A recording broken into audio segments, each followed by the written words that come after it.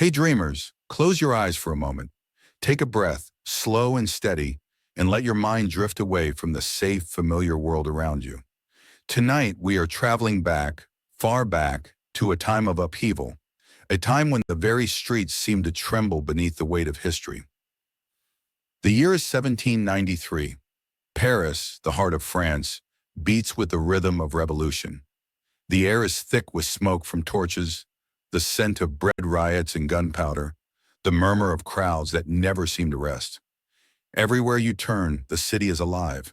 Alive with hope, alive with fear, alive with whispers of betrayal. You walk along cobblestones still wet from the morning rain. Lanterns swing on crooked posts, casting pools of yellow light that flicker across narrow alleys. The sound of drums carries from the square ahead, a low and steady rhythm that makes your chest tighten. And then, you see it, the guillotine. It rises against the skyline like a grim monument, its blade glinting cold under the gray Parisian sky. Crowds press forward, voices rising in cheers and gasps as another cart rattles down the street. Inside, a prisoner sits pale and silent, his hands bound, his fate sealed. Once he may have been a nobleman, or a priest, or simply a neighbor who said the wrong thing at the wrong time. In the revolution, no one is safe. This is not the Paris of romance or candlelit cafes. This is the Paris of the terror, where suspicion is a death sentence and survival depends on silence, cunning, and luck. And tonight, I invite you to step inside that world, not as a distant observer, but as if you yourself were there, walking the streets, hearing the drums, tasting the fear that lingered in every mouthful of bread. Tonight we ask a question. Could you survive the French Revolution's reign of terror? But before we plunge deeper into these dangerous streets, let me turn to you. Yes, you listening right now. Welcome back to Dreaming Through Ages. If you're new here, I create these long, immersive sleep stories that blend history with storytelling, carrying you gently into rest. And if you've been with me before, thank you for returning. Truly, it means the world. If you enjoy these kinds of journeys through time, I'd love for you to tap that like button. It helps me more than you can imagine. And while you're here, drop a comment below. Tell me where in the world you're listening from tonight. Are you in a cozy apartment in a big city? A small town where the night is quiet? A dorm room, maybe? Or a farmhouse surrounded by fields? I love hearing your stories and knowing that people from every corner of the world are traveling through history together. And most importantly, let me know, what story do you want to hear next? Now, as we settle into this tale, I invite you to make yourself comfortable. Dim the lights or let the glow of your screen fade into the background. Pull the blanket close. Take one more slow breath. The world around you can wait until morning. For now, let's step into the past, into a Paris that is both alive and terrifying. The revolution began years earlier with ideals of liberty, equality, fraternity. But by now, those bright words have grown sharp. The monarchy has fallen. The king himself, Louis XVI, has faced the guillotine. The queen, Marie Antoinette, once dressed in silks and pearls, is now remembered not for her beauty, but for her execution. The city is filled with committees, with spies, with whispers. The Committee of Public Safety, led by men like Robespierre and Saint-Just, claims to defend the revolution from its enemies.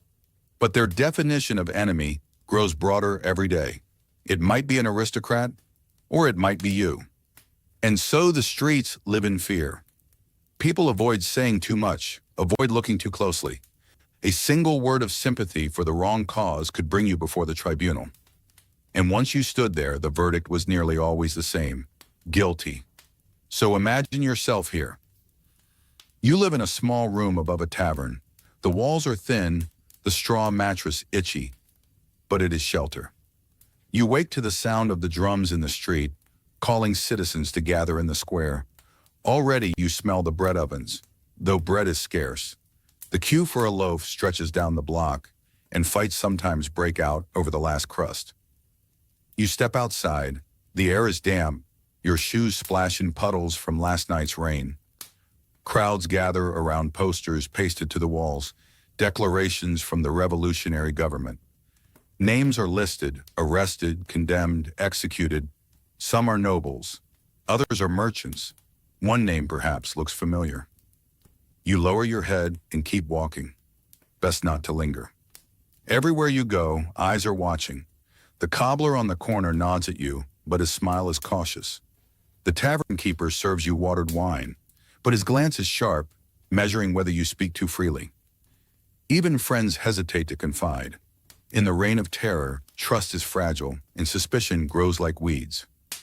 Tonight in this story, we'll walk together through this Paris. We'll stand in the crowded square as the guillotine falls, feeling the roar of the crowd echo through our bones. We'll slip into the markets where bread is rationed and whispers of conspiracy rise like smoke. We'll see the committees at work, men scribbling names onto lists that mean life or death. And we'll ask, over and over, could you survive this? Could you live quietly enough, carefully enough to endure the terror? This isn't just a history lesson, it's an invitation to place yourself in the shoes of those who lived it, to walk their streets, to breathe their air, to carry their fear. And who knows, by the end you may feel grateful for the quiet safety of your own time. So now, with the lanterns flickering and the drums still beating in the distance, let us begin. Paris waits. The guillotine stands ready, and the question hangs heavy in the air.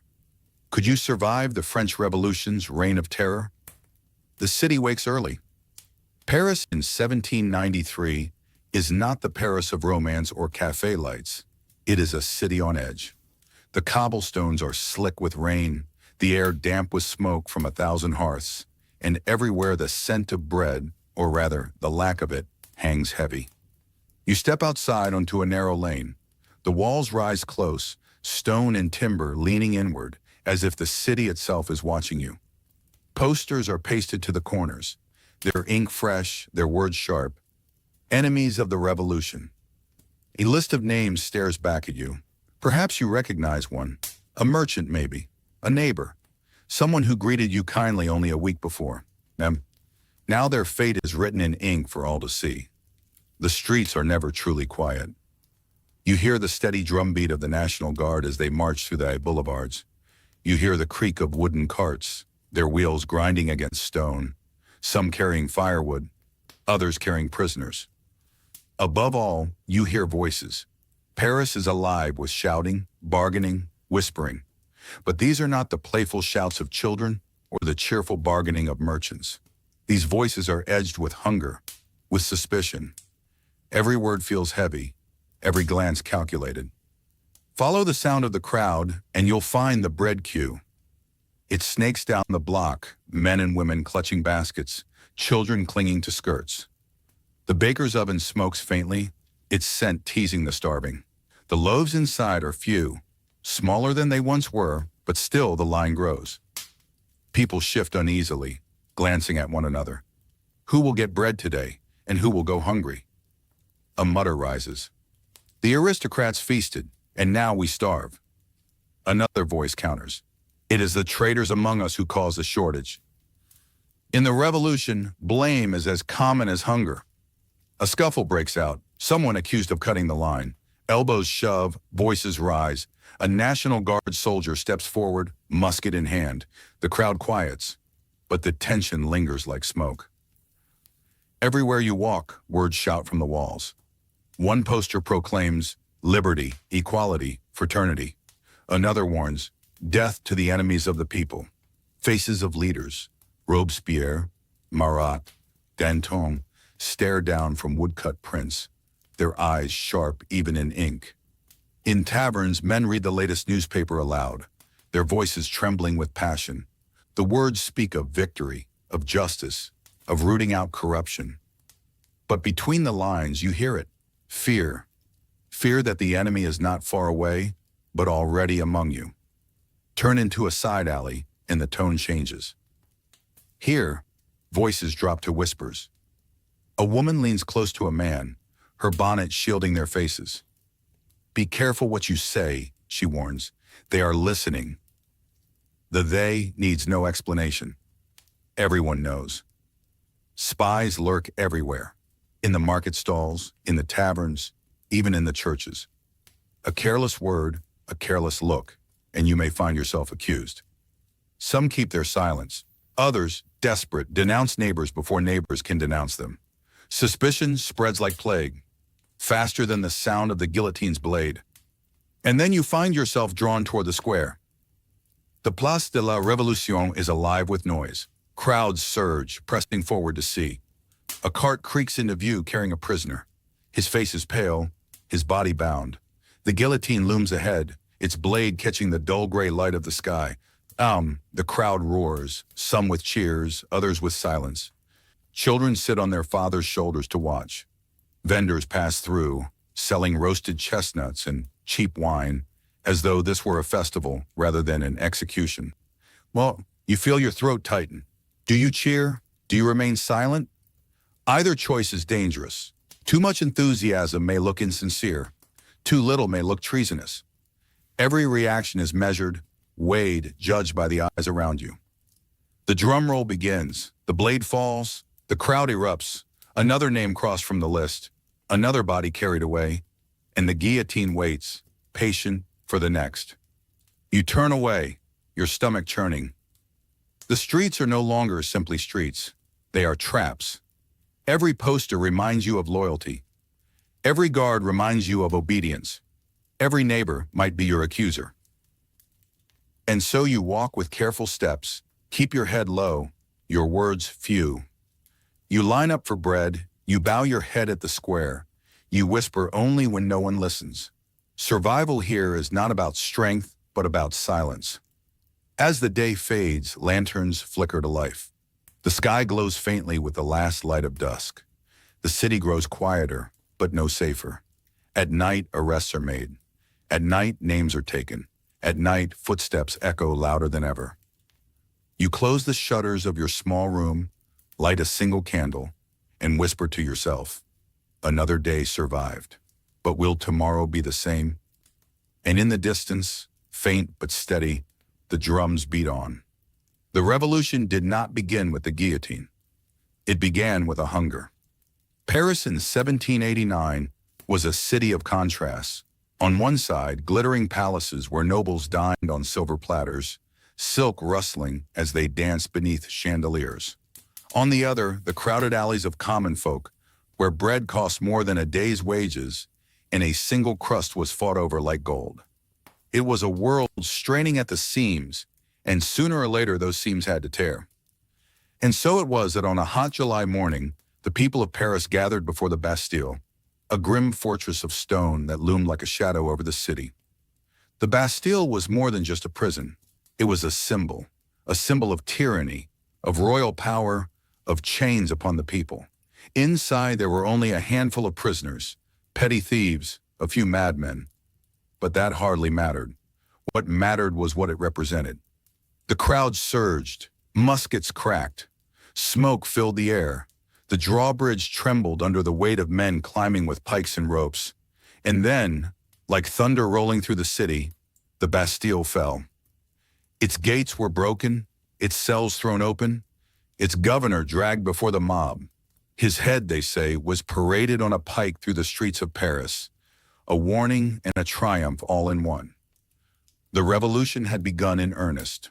Word of the Bastille spread quickly. To the royal court at Versailles, it was a tremor that soon grew into an earthquake. King Louis XVI, a man more comfortable with hunting rifles and clocks than with politics, struggled to understand. The Queen, Marie Antoinette, dismissed the unrest at first. She had long been painted as the heartless symbol of excess, though the famous words, "Let them eat cake," were never truly hers. Yet the truth was no kinder. The palace was a world apart from the city. Silk curtains muffled the cries of the hungry. Golden mirrors reflected only luxury, not suffering. And when the king and queen finally saw the storm building, it was already too late. It was not soldiers who came for the monarchy at first. It was women. On an October morning in 1789, thousands of Parisian women gathered, armed not with muskets, but with hunger. They carried knives, pikes, even cooking pots turned into weapons. Their demand was simple: bread. The march grew larger as it swept through the streets, until it reached the gates of Versailles itself. Rain fell, mud clung to skirts, yet the women pressed forward, their voices rising. Bread! Bread! Inside the palace, panic reigned. Guards were overwhelmed. The royal family was forced to appear on a balcony, facing the sea of desperate faces. And then, perhaps the greatest humiliation of all, the king and queen were escorted, not as rulers, but as prisoners, back to Paris. The monarchy was no longer untouchable. It was caged. In the city, a new power was rising. The National Assembly, where deputies debated liberty and law beneath the painted ceilings of former royal halls. Here, words replaced muskets, but the effect was no less dangerous. Arguments raged. Should the king remain? Should nobles be stripped of their titles? Should the church lose its wealth? Each decision tore away another thread of the old order. Priests found themselves forced to swear loyalty to the state. Nobles fled into exile, their titles mocked in pamphlets sold on the streets. The king sat awkwardly in his gilded chair, watching his crown grow lighter by the day. Louis XV was no tyrant in the mold of history's great despots. He was indecisive, hesitant, almost too kind for the storm he faced. But indecision was its own crime in a time that demanded action. The king plotted escape, a desperate attempt to flee with his family to the safety of loyal troops. In the summer of 1791, dressed in plain clothes, he slipped into the night with the queen and their children. But Paris had eyes everywhere. The royal family was recognized at Varennes, stopped, and dragged back in shame. The people no longer saw a king. They saw a coward, a traitor. The streets buzzed with change. Shops displayed pamphlets mocking the monarchy, cartoons of the queen as a harlot, of the king as a pig. Children chanted songs against them. Taverns echoed with speeches about liberty and treason. And yet not everyone cheered. For every voice shouting for revolution, another whispered of fear. What would happen if the king truly fell? Would France find peace or chaos? As you walk through Paris, you see both faces of the city. On one corner, a man sings of freedom, his voice full of fire. On the next, a woman weeps quietly, clutching a rosary, fearing for the soul of France. The city is torn, and you are torn with it. By now, the monarchy is a shadow of itself. The palace doors no longer open in grandeur, but in fear. The king's words no longer inspire, they tremble. The queen's gowns no longer dazzle, they draw scorn. Paris waits, restless. The streets whisper of trials, of justice, of blood. The guillotine is not yet the master it will become, but its shadow already stretches across the city. And as night falls over the scene with torches flickering on the bridges and drums echoing in the distance, you cannot help but wonder, how much longer can a crown survive when the people no longer bow their heads? The crown, once heavy with jewels, is now heavy with suspicion. Louis XVI sits not upon a throne, but before the National Convention. The gilded halls of Versailles are gone. In their place is a chamber crowded with deputies, their voices sharp, their eyes unyielding. The king's crime? Not tyranny, not cruelty, but betrayal.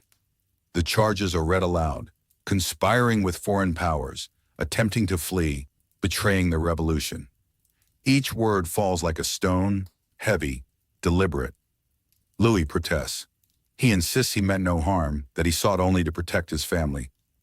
His voice is calm, almost hesitant, as though he still cannot quite believe that France has turned against his king. But the deputies are unmoved.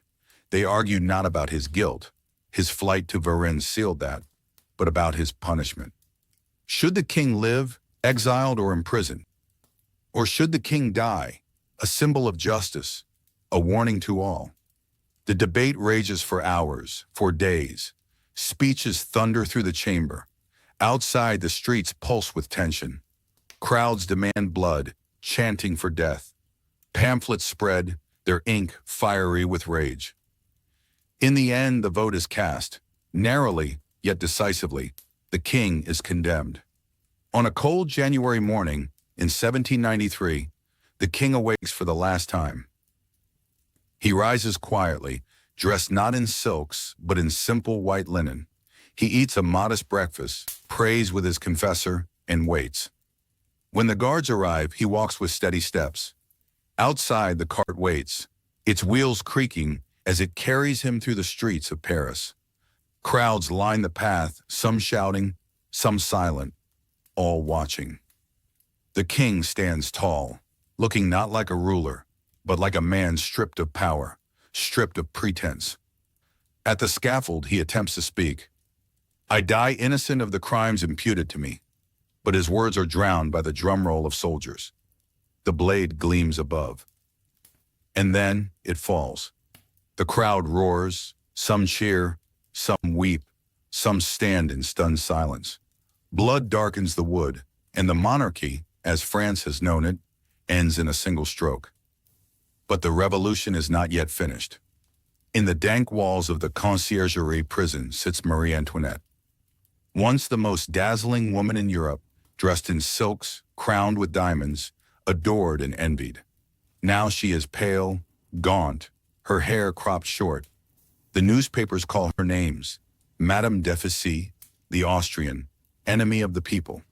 Her trial is swift, brutal. She is accused not only of treason, but of the vilest rumors, lies crafted to destroy her utterly. She defends herself with dignity, but the verdict is predetermined. On the morning of October 16, 1793, she is led to the guillotine. She rides not in a carriage, but in an open cart, exposed to the jeers of the crowd.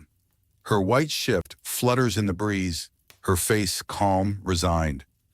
When she stumbles upon the scaffold, she murmurs an apology to the executioner for stepping on his foot. Even in her final moment, grace clings to her. The blade falls, the crowd erupts again. The queen is no more. Paris reacts with a strange silence after.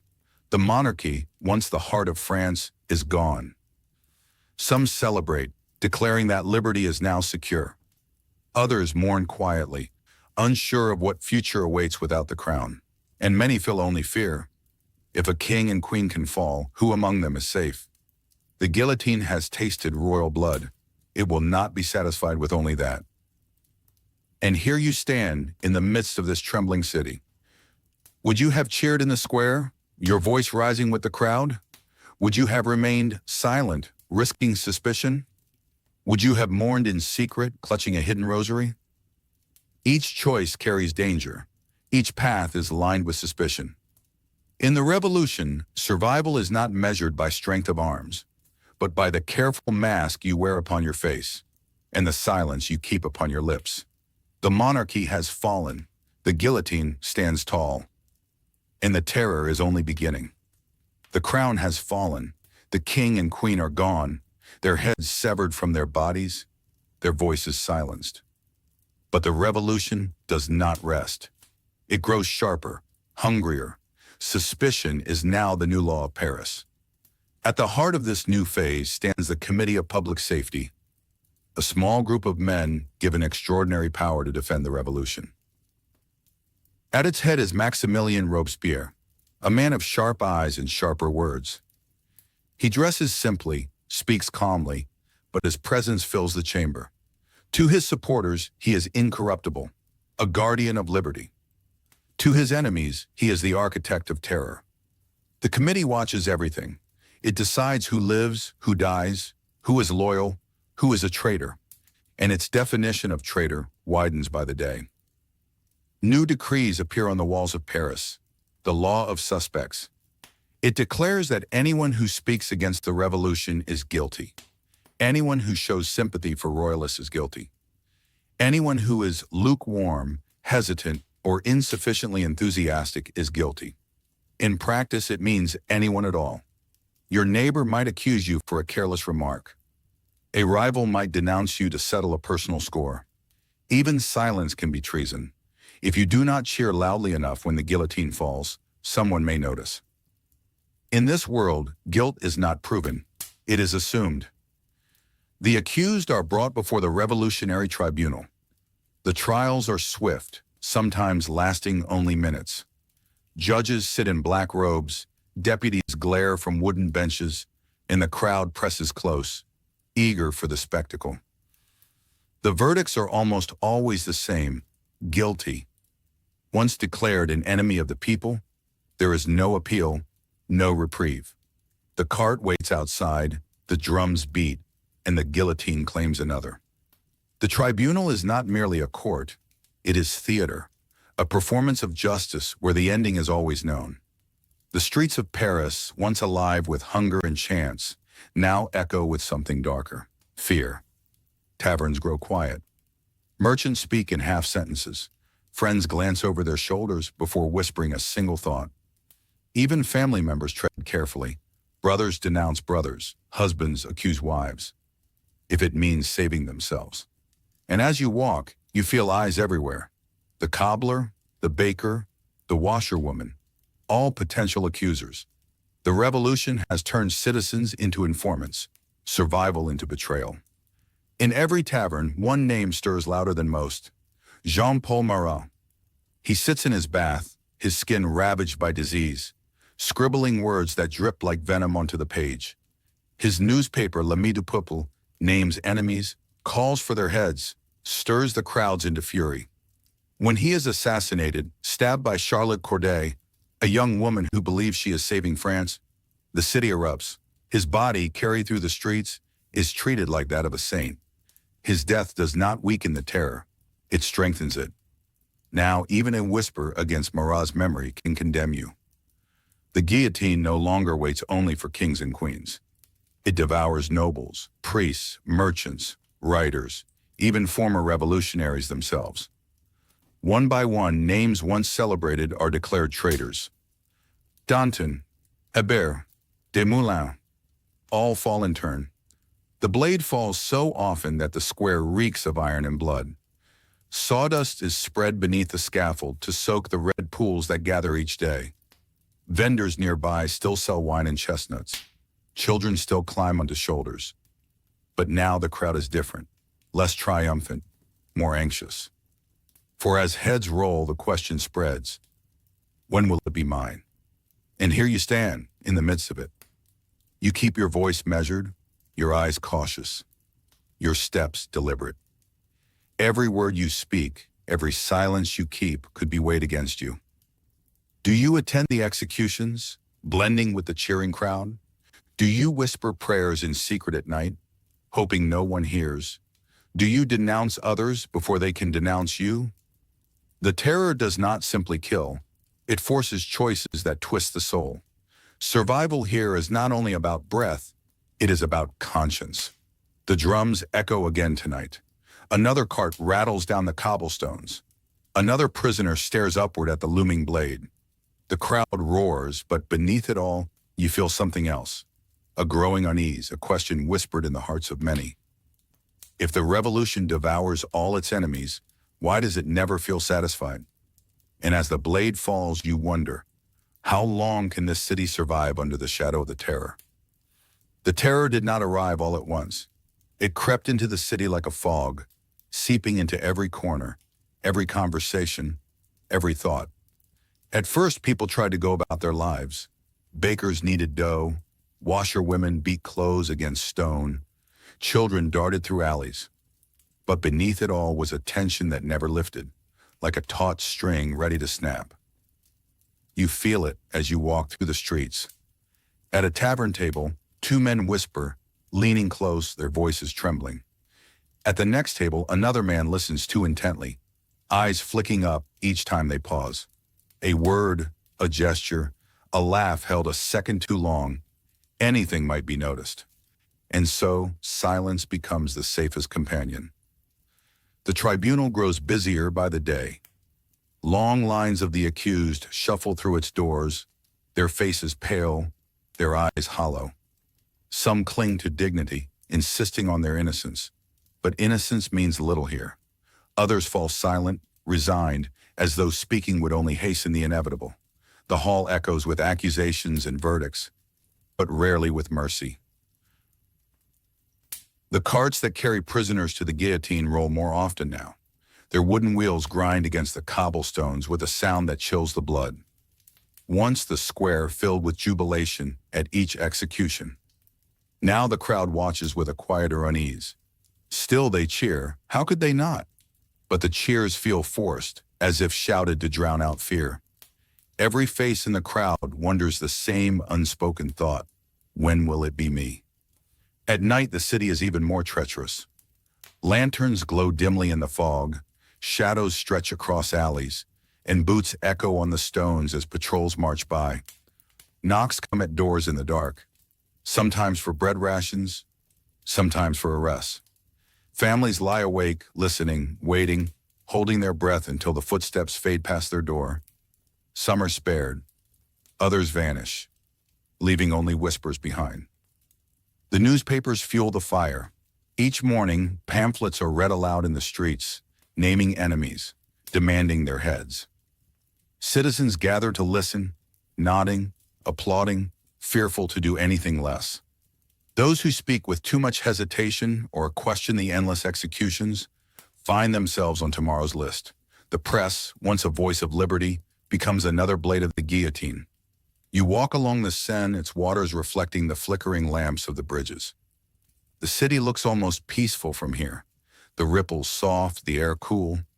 But then you hear it, the distant drum roll, the rhythm that precedes the fall of the blade. It echoes across the water, steady, relentless, impossible to ignore. Even the river carries the sound of death. Inside homes, families whisper prayers in secret, though even prayer is dangerous now. A crucifix hidden too openly might draw suspicion of royalist sympathies. A candle burning too late might be questioned. Children are taught to stay quiet, to never repeat what they hear at home. Trust, once the foundation of family and friendship, is corroded by fear. The terror seeps not only into politics, but into the soul. People change their faces, their words, even their thoughts. A man who once spoke boldly of ideals now nods in silence. A woman who once sang in the market now lowers her gaze. Masks of loyalty are worn every day, but behind them, hearts tremble. And you, how do you carry yourself in this world? Do you cheer in the square to prove your devotion, though your throat burns with each shout? Do you remain silent, hoping invisibility will protect you, though silence itself is suspicious? Do you denounce another, even a friend, to save yourself? Each choice is a gamble. Each day survived feels less like life and more like delay. The guillotine continues its work. Its blade rises, falls, rises again, a rhythm that defines the city. It spares no one, peasants, nobles, priests, revolutionaries. Even those who built the terror will one day find themselves beneath its shadow. The machine has no loyalty, only hunger. And still the drums beat, still the crowds gather, still the tribunal names its enemies. Paris is caught in a cycle of suspicion and blood, a city where survival is no longer about living fully, but about avoiding death for one more day. The terror has begun, and it will not loosen its grip easily. The terror tightens, like a noose pulled slowly around the neck of Paris.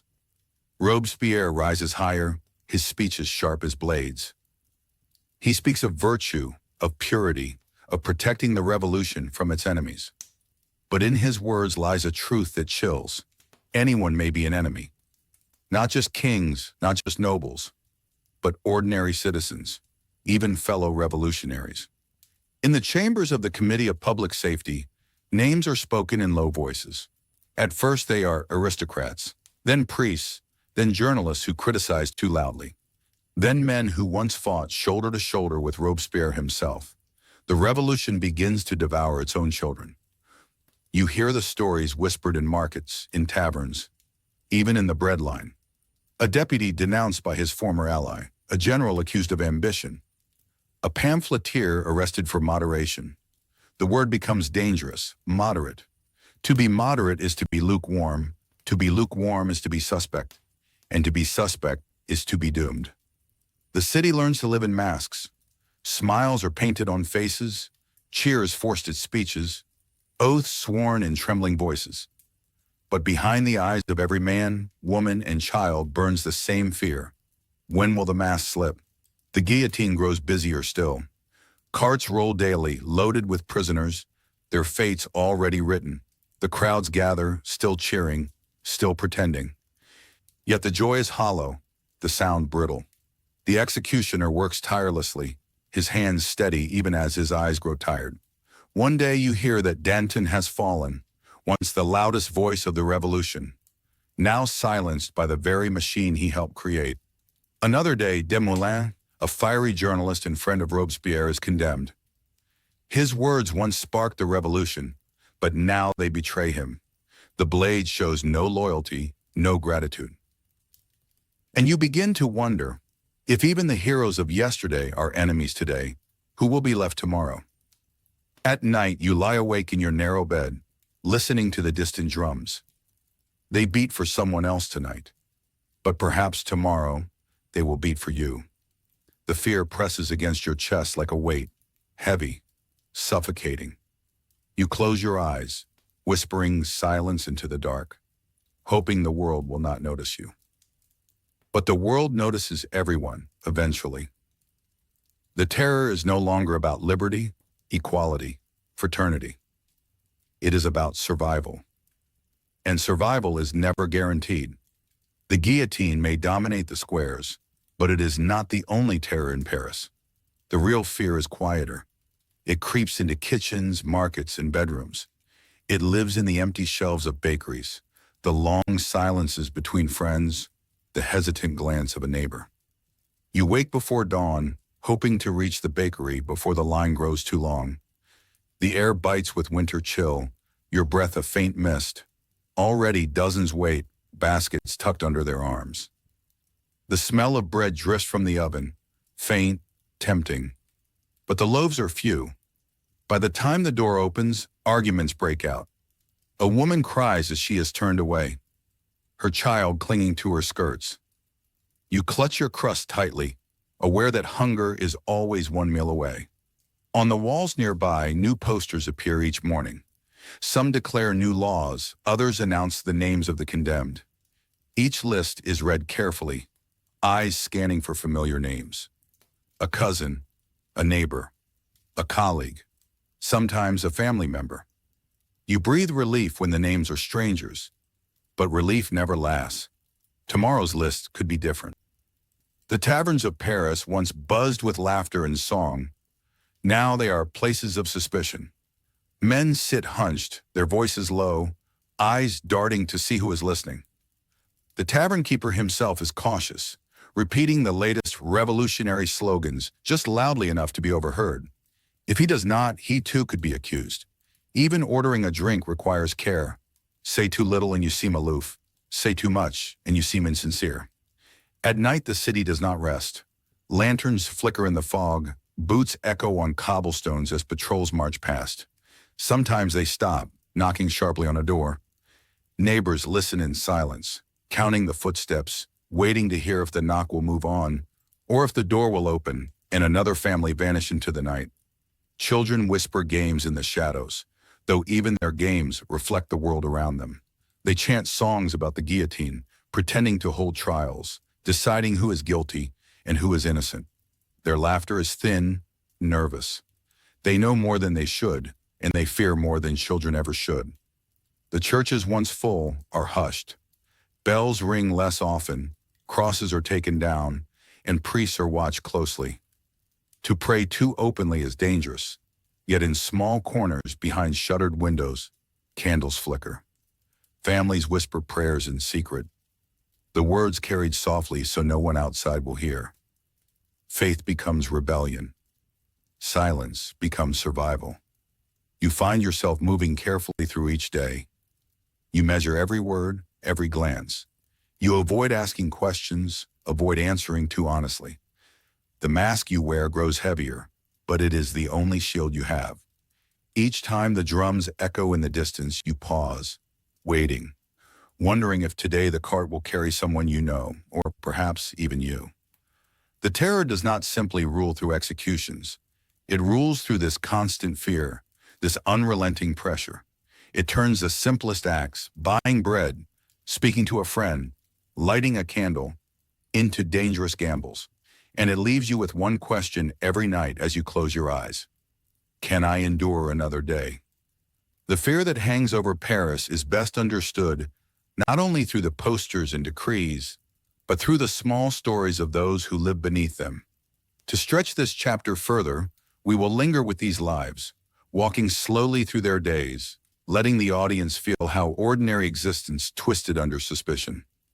The baker begins his morning before the sun rises. Flour dusts his hands, but there is less flour now than ever. Each day he worries that his loaves will not stretch far enough, that the crowd outside will accuse him of hoarding or cheating. He hears the shouts in the street, the word traitor thrown too easily. He knows a baker condemned means only one thing: the cart, the drums, the guillotine. And so he counts every ounce, cuts every loaf thinner, and prays his scales are never questioned. At a tavern, the keeper pours weak wine into chipped cups. Once his place rang with laughter, with songs that lifted late into the night. Now the songs are gone, replaced with mutters of the latest executions. He keeps his voice steady as he repeats the words of the revolution, though his heart no longer believes them. A wrong word could close his doors forever. A right word, spoken loudly enough, might keep suspicion away for another week. He survives by balancing truth and lies on the same thin edge. A widow lives in a single room at the end of a narrow alley. Her husband was taken months ago, accused of hiding sympathies for the crown. She has not seen him since. She clutches his jacket at night, still smelling faintly of smoke from their hearth. Her neighbors avoid her now, her name too close to the list, her story too dangerous to touch. She sells trinkets in the market, small tokens she can barely afford to part with, but each coin is survival. Her eyes are hollow, but still she endures.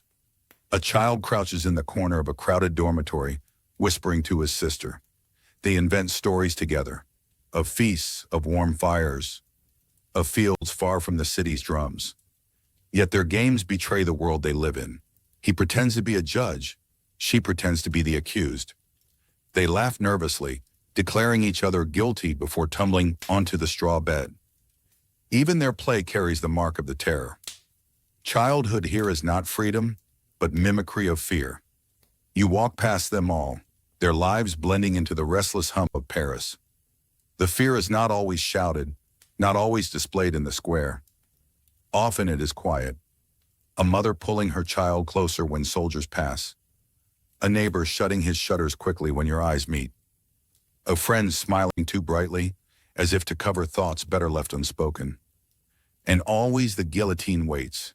Its shadow stretches over bakers, tavern keepers, widows, children.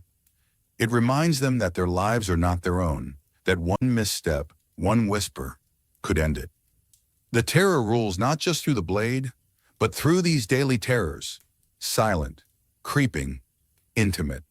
It makes every loaf, every word, every glance a question of survival. And so, as you close your door at night, you hear the silence pressing in, broken only by the faint beat of drums in the distance. Another day survived, another day borrowed. Life under the terror was not confined to Paris alone. Beyond the capital, the countryside felt its weight just as heavily, though in different ways.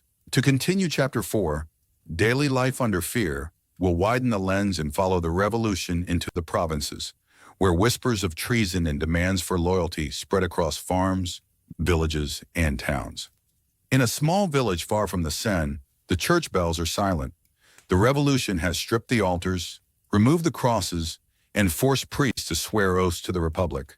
Some comply, others refuse, vanishing into the forests, hiding in barns, carrying sacraments in secret. Families gather quietly at night, kneeling on straw floors as a priest whispers Mass by candlelight. The risk is enormous, yet faith survives in whispers as fragile as the flame of the candle itself. The peasants, once accustomed to heavy taxes and the authority of lords, now face new masters, commissars from Paris, sent to enforce revolutionary law. They arrive in carts bearing papers stamped with seals, demanding loyalty, demanding grain. Those who comply hand over their wheat, their livestock, their silence. Those who hesitate find themselves denounced. In towns like Lyon and Nantes, suspicion grows sharper still. Local uprisings are crushed with ruthless efficiency. Executions are carried out not one by one, but in groups. The blade is busy, but even it cannot keep pace. Firing squads line prisoners against walls, boats are sunk with captives bound together, and the rivers carry silent testimonies of fear. And yet daily life must continue. Farmers still till their fields, their eyes scanning the horizon for soldiers. Mothers still send children to fetch water, warning them to say nothing, to repeat nothing they hear at home. Merchants still sell their goods, careful to price them just right. Too high and they are accused of greed, too low and they invite suspicion of hoarding. Every act becomes a calculation. The terror in the provinces is quieter, less visible than in Paris, yet it gnaws just as deeply. Here, fear takes the form of an unexpected rider arriving at dawn. A neighbor's glance across the fields. A stranger at the tavern asking too many questions. You learn to keep your head down, to speak only of harvests and weather, never of politics. And as dusk falls over the countryside, the silence deepens. Smoke curls gently from chimneys, dogs bark in the distance, and the wind rustles the trees. Yet beneath this quiet lies the same question that haunts Paris. Who will be accused tomorrow? Let me ask you something before we begin. If you were in Paris during the Revolution, could you stand in the crowd and watch the guillotine fall? Would you cheer with the others, raising your voice so no one would doubt your loyalty? Or would your stomach twist, your eyes turn away, betraying the fear you felt inside? Careful, because even your silence could be dangerous. In the reign of terror, a lowered gaze, a hesitant clap, a breath held too long might be enough to mark you a suspect. So, what would you do? The guillotine was not just a machine. It was a ritual, a performance that turned death into theater. At dawn, carpenters prepared the scaffold, laying down fresh sawdust to soak up what they knew would follow. By mid-morning, crowds gathered, pressing shoulder to shoulder, their breath fogging the air. Some came for justice, others for spectacle. Vendors sold chestnuts, wine, pamphlets. Mothers held children on their hips, whispering explanations too heavy for young ears. And then the drums began. The cart rattled forward, wooden wheels groaning. Inside, the condemned sat bound, pale, silent. Some prayed, some cursed, some sat still, their eyes fixed on the blade above. The crowd roared names, insults, sometimes even blessings. The prisoner climbed the steps, the rope bindings cut, the executioner guiding them forward with steady hands. The blade gleamed in the light. For a moment, the city seemed to hold its breath. Then the lever dropped. A hiss, a crack, a thud. The head fell into the basket, the crowd erupted, and the drums rolled on. The guillotine was designed to be quick, efficient, merciful compared to the tortures of old. But mercy is a strange word when the square grows slick with blood, when the blade falls so often that it becomes the rhythm of daily life. And so Paris learned to live with the guillotine, to cheer when the drums sounded, to look without flinching, to pretend the sight of severed heads raised on pikes was justice, not horror. But the question lingers, heavy and unavoidable. If you were there, in that crowd, how would you survive? The guillotine became more than a machine. It was a rhythm, a presence, a character in the life of Paris. It stood tall in the square, its wooden frame stained, its blade gleaming like the teeth of some patient beast. Every day it demanded its meal, and every day the city delivered. The mornings often began with whispers. People in line at the bakery murmured about who would face the blade that day. Names traveled quickly, sometimes correctly, sometimes as rumor. A merchant accused of hoarding, a former noblewoman too proud to bow, a deputy who spoke one word too carefully, too softly. Each day brought a new list, and each list grew longer. By midday, the square swelled with people. Children perched on shoulders, vendors hawked roasted nuts, women elbowed their way forward for a better view. For some, it was necessity. To be seen in the crowd was to prove loyalty. To avoid it was to invite suspicion. And so, even those who felt sick at the sight forced themselves to watch, to cheer, to clap when the blade fell. The condemned arrived in carts, the wheels rattling, the horses snorting. They sat bound, their faces pale. Some prayed aloud, their words swallowed by the drums. Others held their heads high, defiant to the end. A few even smiled, as though determined to rob the machine of its triumph. The executioner was a constant figure, dressed in a simple coat, his hands steady. He worked with the calm efficiency of a craftsman, guiding each prisoner forward, binding their hands, positioning their neck against the wooden block. The crowd hushed for a heartbeat. The blade dropped, a hiss of steel, a crack of wood, a thud that echoed through the bones. And then the roar of the people, some triumphant, others hollow, all pretending it was justice. The head was raised high, shown to the crowd, the blood dripping. Some cheered louder, others turned away, but all clapped, all shouted, for not to cheer was more dangerous than the guillotine itself. For those who watched day after day, the ritual became strangely ordinary. The guillotine was no longer shocking, it was routine. It was as familiar as the toll of church bells, as expected as the rising sun. The blade fell so often that even children mimicked it in their play, chopping sticks against stones, declaring dolls guilty. And yet for the condemned, each moment stretched endlessly. The clatter of the cartwheels, the stares of the crowd, the scrape of boots on wooden steps, the smell of fresh sawdust beneath their feet, the cold kiss of the wood against their neck. Time slowed in those final seconds, every detail sharpened, until the blade erased everything. You imagine yourself there, pressed into the crowd, your voice caught in your throat.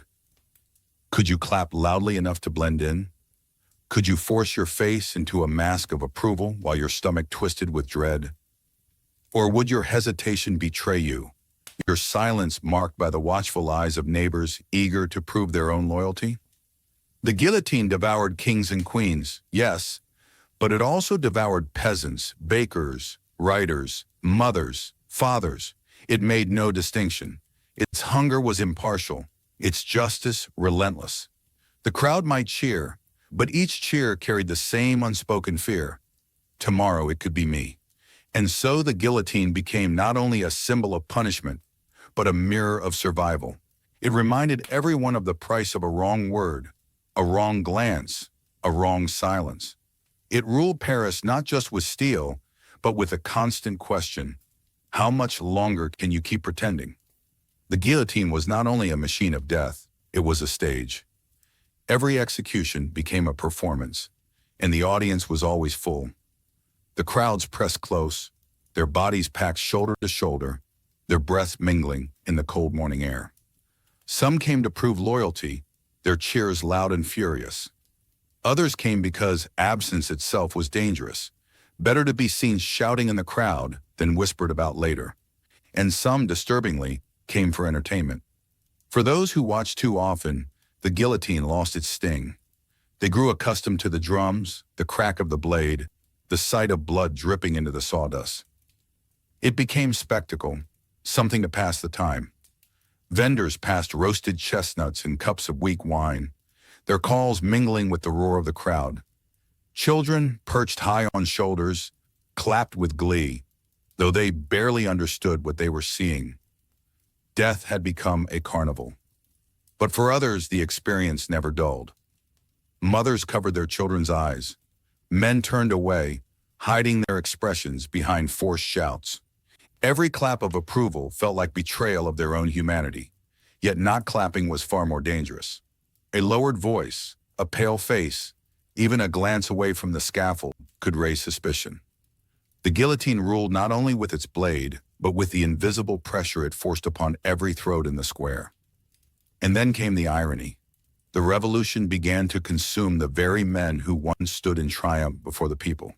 Georges Danton, whose thunderous speeches once shook Paris, was dragged to the scaffold, his booming voice silenced by steel. Camille Desmoulins, who roused the people with fiery words at the very birth of the revolution, was condemned as a traitor, his pen declared more dangerous than a sword. Their fall proved a terrible truth.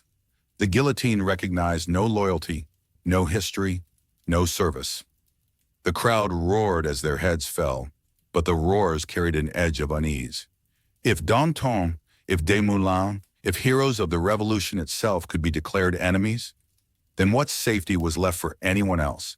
The guillotine had become an endless appetite, and Paris lived in its shadow. At night you lie awake, the echo of the drums still in your ears. You remember the crowd's cheers, the sawdust darkened with blood, the pale faces of the condemned. And you wonder, could you survive not only the suspicion of others, but your own conscience? Could you cheer loudly enough to prove your loyalty, even as your soul recoiled? Could you stand in the square, day after day, clapping with hands that trembled, while praying no one noticed the hesitation in your eyes? The guillotine demanded more than bodies. It demanded complicity. It demanded masks, false cheer, endless performance. To survive meant not only avoiding accusation, but becoming part of the theater, clapping as the blade fell, smiling as another life ended. And so Paris endured, caught between fear and performance, justice and spectacle, silence and survival. The guillotine did not just cut off heads, it carved into the very spirit of the city. The guillotine's shadow could not stretch forever. For months it had ruled Paris, loud, relentless, insatiable. But slowly, almost imperceptibly, the mood of the city began to change. At first, executions had been a spectacle, a performance of justice that drew cheering crowds. But repetition dulled the edge. Day after day, cart after cart, head after head, it became too much. The sawdust in the square was never clean. The smell of blood clung to the air no matter how often the boards were scrubbed. Mothers who once lifted their children to see began pulling them close instead. Laughter turned nervous. Cheers thinned into uneasy murmurs. The revolution's leaders had believed fear would bind the people together. Instead, fear began to exhaust them. Merchants grumbled in private. Farmers dreaded handing over grain to the committees. Even the most loyal citizens began whispering that too much blood was being spilled, that perhaps the blade fell too quickly, too often. And yet the executions did not slow. Robespierre spoke of virtue, of purging corruption, of cleansing France. His speeches were still precise, still passionate, but there was a new edge to them, more rigid, more desperate. He spoke less of liberty and more of purity, less of the people's will and more of enemies hidden everywhere. People began to look at him differently. Once the incorruptible, now he seemed severe, even dangerous. Some deputies shifted uneasily when he entered the chamber. Others whispered that his lists of suspects grew too long, too indiscriminate. He had condemned nobles, priests, generals, revolutionaries, and still the guillotine demanded more. The tribunal continued its work. Carts rolled daily, drums thundered, blades fell, but the cheers were weaker, the clapping slower. Citizens looked at one another with the same thought pressing silently against their lips. When will this end? And then for the first time, they began to imagine the guillotine not as protector, but as a threat to all, including those who wielded it. The very men who once stood beside Robespierre began to fear that their names would be next on his list. In the end, it was not the people who ended the terror, but fear turning inward, fear among the leaders themselves. Deputies who had once shouted for death now whispered of survival, and when survival meant Robespierre's fall, they turned on him with the same ferocity he had once unleashed on others. But that is a story for another chapter. For now, imagine the silence after an execution, the crowd dispersing, the sawdust stained, the scaffold empty. Paris, for the first time, grows tired of the blade. The drums still beat, but less like thunder, more like echoes fading into the distance. The guillotine still stands, but its shadow grows shorter. The air in Paris feels heavier now, as though even the wind carries suspicion. The guillotine still works daily, its blade rising and falling, but the rhythm no longer stirs cheers. It stirs unease. The revolution has eaten so many that the city grows weary of its own appetite. And in the middle of it all, Robespierre isolates himself further. Once he strode confidently into the assembly, commanding attention with his speeches. Now his appearances are fewer, his silence is longer, his circle of trust shrinking. To him, the assembly no longer feels like allies. It feels like a den of vipers waiting to strike. He whispers to his closest supporters of betrayal, of plots, of the need for more purges to cleanse corruption. His definition of treason grows wider, his list of enemies grows longer. You imagine yourself in the assembly on one of those tense afternoons. The air is thick with sweat and whispers. Deputies sit stiffly, avoiding one another's eyes, each fearing the next denunciation. Robespierre rises. His voice is calm, measured, but each word cuts. He speaks not of names, but of traitors among us. He lets the words linger, refuses to specify who. The room shivers. For every man there, the suspicion feels aimed at him. That night, the deputies gather in corners, away from watchful ears. For the first time, they are not whispering about others. They are whispering about Robespierre himself. His silence, his threats, his purity that leaves no room for compromise. These have become dangerous, not just to the revolution's enemies, but to the revolution itself. If they do nothing, his lists will soon include them.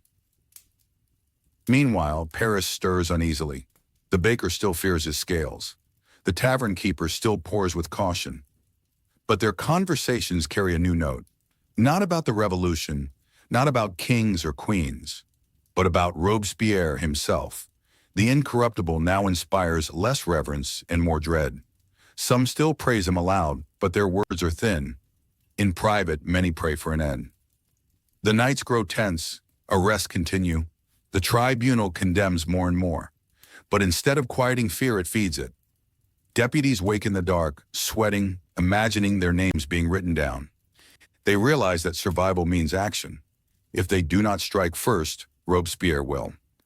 On the eve of his downfall, Robespierre still believes in his vision. He writes speeches with careful strokes, convinced that France can only be saved by virtue, by purity, by eliminating every trace of corruption. He does not see the trap closing around him. His faith is unshakable, his caution too late. And in the silence of that night, Paris itself seems to hold its breath.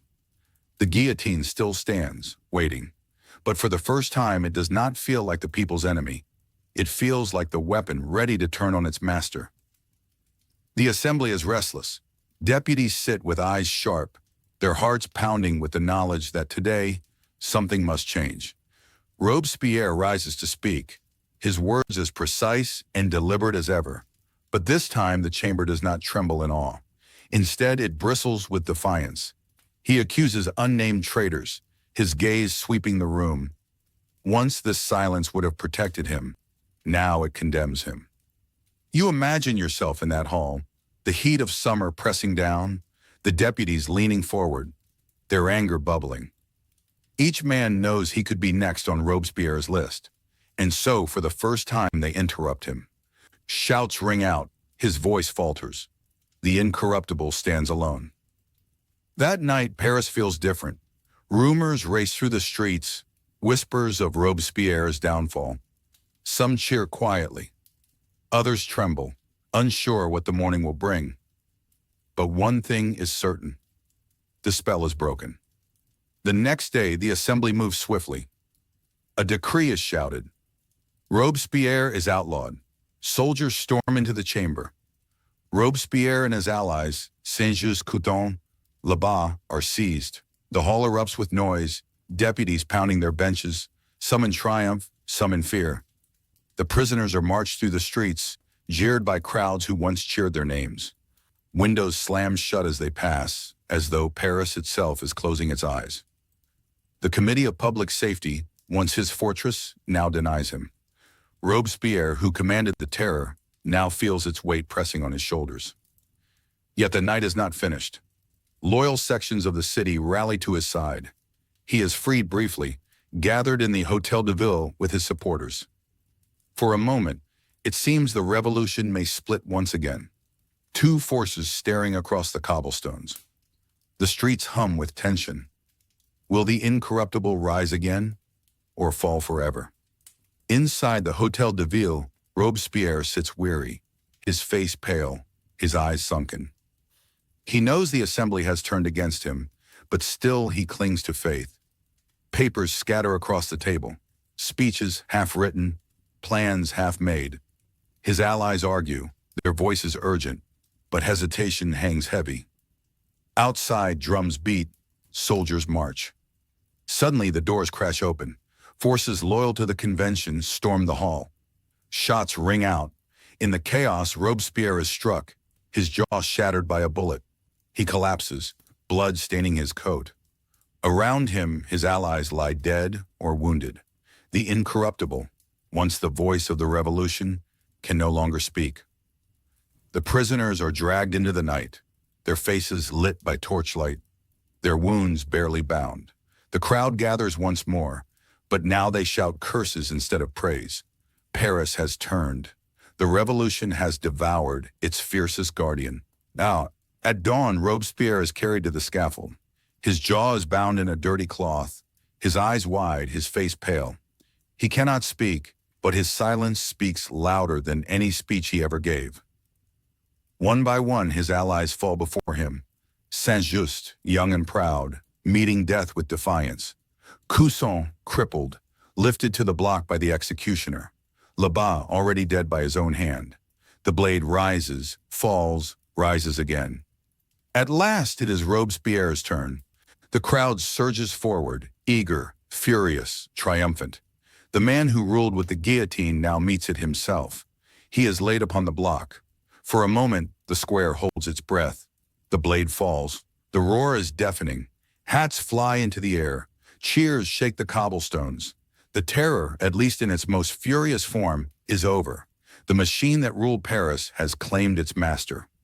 And so Paris exhales at last. The drums still beat, the guillotine still stands. But something has shifted.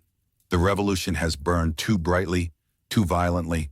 Its fire begins to dim, leaving behind ashes, whispers, and questions. And you, standing in the crowd, wonder what it all meant. Could anyone have survived such days untouched? Could anyone truly walk those streets without fear? Perhaps the better question is not whether you would survive, but how much of yourself you would lose in the attempt. The guillotine may have been the body of the terror, but its mind was Robespierre. Maximilien Robespierre. Small in frame, pale in complexion, always dressed with a severe neatness, did not look like a man who could command nations, and yet his words carried the force of cannon fire. He spoke not with thunder, but with precision. Each sentence sharpened like a blade, each pause deliberate, each idea laced with the weight of inevitability. To his followers, he was the incorruptible, the guardian of the revolution's ideals, the one man who could not be bought, who would never betray liberty for gold or power. To his enemies, he was a fanatic, obsessed with purity, blind to the cost of his vision. And so, in 1794, Robespierre stood at the pinnacle of power. The Committee of Public Safety ruled France with near absolute authority.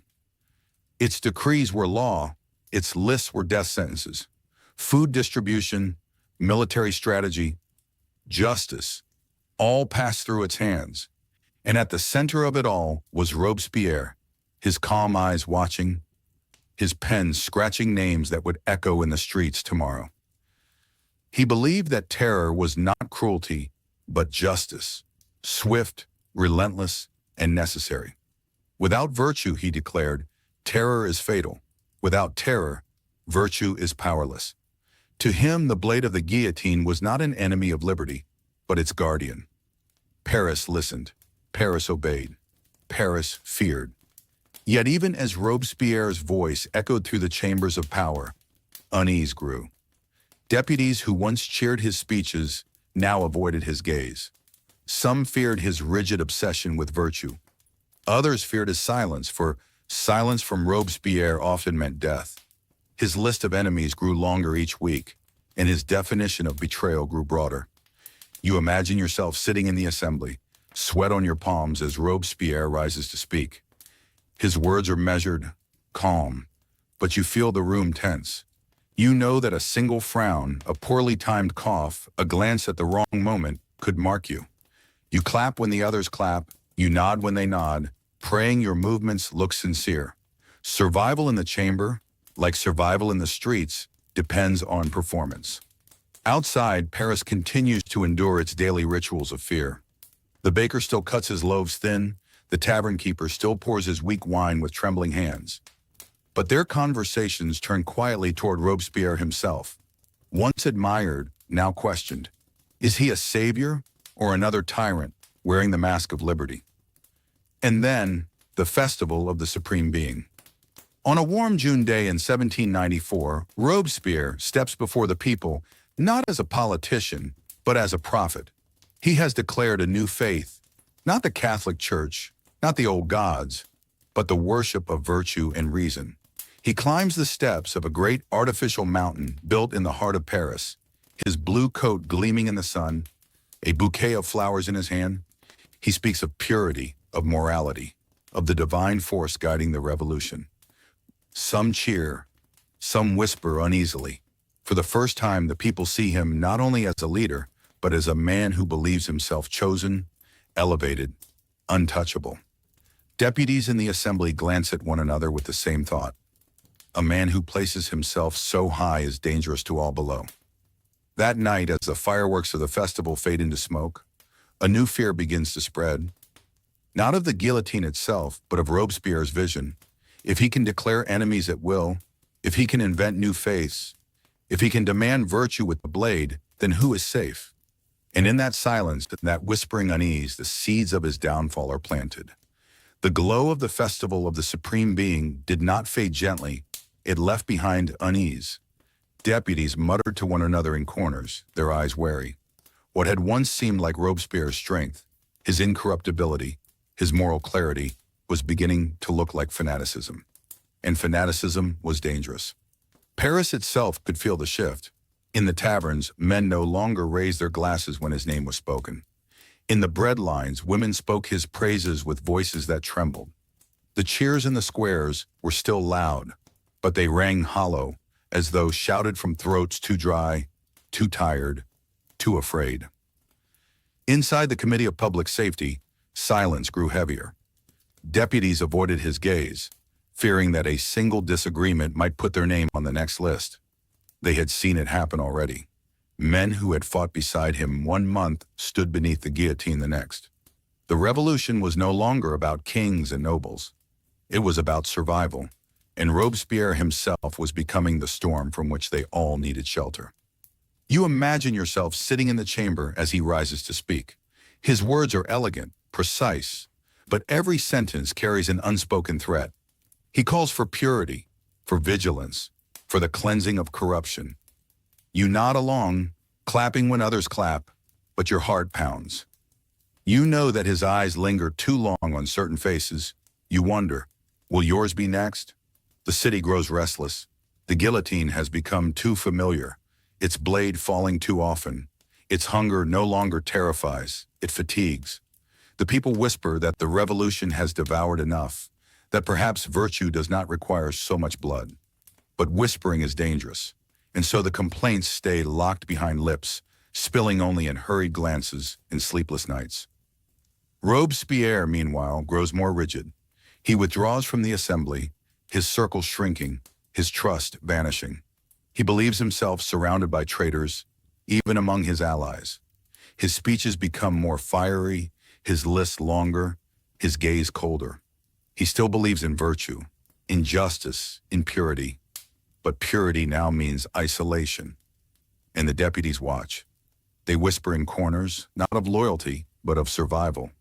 They know what will come if he continues unchecked. They know the machine of the terror can consume even them. And so, slowly, carefully, plans begin to form. You walk through the streets of Paris and sense the change. The drums still roll, the carts still rattle, the guillotine still falls. But something is different. The cheers are fewer, the eyes of the crowd more wary. The terror still rules, but beneath it lies a hunger for release. And at the center of it all stands Robespierre, calm, composed, convinced he carries the revolution in his hands, never realizing how close those hands are to the blade itself. And so we reach the end of our journey through the streets of Paris, through the fire and fury of the revolution, through the shadow of the guillotine, and into the silence that followed Robespierre's fall. It has been a long road, hasn't it? We have walked together past bread queues and posters pasted on walls. We have stood in the crowds before the scaffold, listening to the drum beats, feeling the air crack with fear. We have seen kings fall, queens silenced, and revolutionaries consumed by the very machine they built. And now, as the terror ends, we pause. We breathe. We reflect. History does not always give us peace. It often unsettles, frightens, and challenges us. Yet there is something profoundly human in looking back at moments like this. Moments when ordinary men and women were caught in storms far bigger than themselves. And tonight, I want to thank you for walking through this storm with me. To everyone listening, wherever you are, whatever you are doing right now, thank you. Thank you for pressing play, for giving your time, for choosing to spend your night in this shared space. Out of all the countless voices on the internet, you've chosen to be here with mine, and that means more than I can put into words. I know many of you come here not only for history, but for rest, for comfort, for a way to slow the mind at the end of a long day. These stories are crafted for you, for the student who studies until late and needs a way to drift into sleep, for the worker who comes home weary and longs for quiet, for the dreamer who simply loves to wander through the past. Your support, your likes, your comments, your subscriptions makes this possible. Each time you share a thought below, each time you let me know where you're listening from, it reminds me that this channel isn't just me speaking into the void. It's a community, a gathering of curious souls who want to rest with stories that matter. The French Revolution asks us a question that lingers even now. How far would you go for liberty? How much fear can a society endure before it breaks? And how easily can ideals be twisted into weapons? We may never stand in the streets of 1793 Paris, but in a way we still face the same questions today. How do we balance freedom with security? How do we guard against suspicion, fear, and division? History is not a set of dusty facts. It is a mirror. And in that mirror, we see both the darkness of human cruelty and the resilience of human hope. Perhaps as you drift into sleep tonight, you will carry with you not only the echo of drums and the sight of lanterns glowing on Parisian bridges, but also a sense of gratitude for the quieter, safer nights we live in now. Now, I'd like to turn the question back to you. What story would you like to hear next? Should we explore the quiet routines of ancient Egypt, where pyramids rose under the desert sun? Should we step into the crowded markets of medieval towns, where merchants and pilgrims brush shoulders? Should we wander the Silk Road, or sit by the fire with Vikings, or watch the Library of Alexandria burn? Or would you like more what-ifs? What if the Roman Empire never fell? What if the Black Death never struck? What if Lincoln had lived? History is full of crossroads, and together we can wander down paths both real and imagined. Drop your thoughts in the comments. Let me know where you're listening from and what you'd like us to dream through next. I read them all, and many of the episodes we've created together have grown from your suggestions. This channel isn't just mine, it's ours. So, as we close the book on this chapter of history, take a breath. Let the images fade, the guillotine, the crowds, the assembly, the pale faces of the condemned. Let them dissolve into the quiet of your room, replaced by the soft rhythm of your own breath, the steady comfort of the present moment.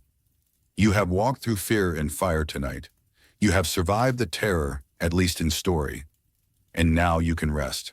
Thank you, once again, for being here. Thank you for supporting this journey, for keeping these stories alive, for proving that history still has a place in our hearts, even in the quiet hours of the night. Sleep well, my friends.